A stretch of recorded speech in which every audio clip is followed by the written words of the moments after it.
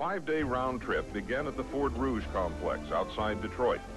Moving through the Rouge River to the Detroit River, the Benson headed north through Lake St. Clair and the St. Clair River. She steamed the full length of Lake Huron and then made her way through the St. Mary's River and the Sioux Locks. She sailed halfway across Lake Superior to the port of Marquette, and once loaded with ore, she retraced. You say black bottom, where does that term originated from? Okay, Why so of course there's a debate about it, but most people have come to the conclusion that it comes from the soil. The Savoyard River ran through the middle of the lower east side of Detroit. That's now, the Savoyard River was drained and they built a railroad in there, the Grand Trunk Railroad. Today, that's the DeQuinder Cut. So the DeQuinder Cut was the Grand Trunk Railroad. Prior to that was the Savoyard River. So the Savoyard River was a tributary of the Detroit River, and all the dirt around it, all the soil around it was very, very dark and full of minerals. And so people, was farming and all that kind of stuff in there. And they named that black bottom after the dirt. Okay. But it became associated with the people as time went on.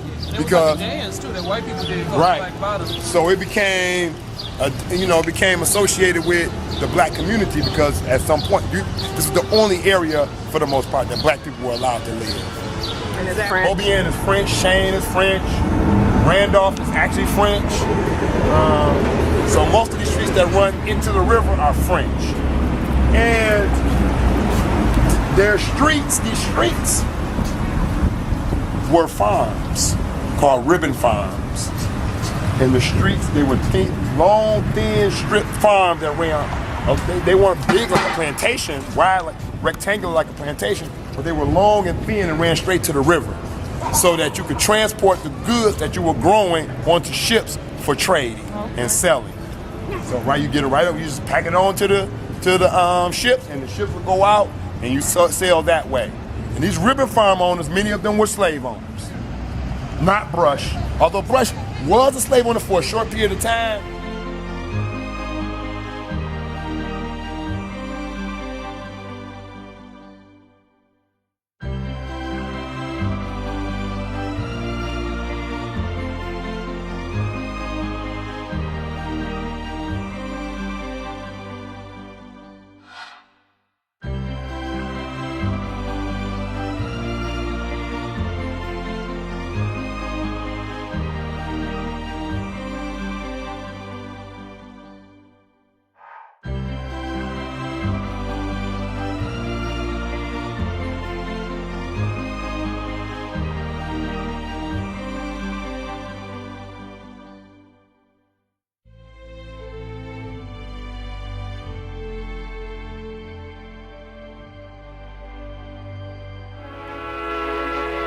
The first men to perceive and define the river called it Mahitchiktuk, and to them the river was seen as a living power.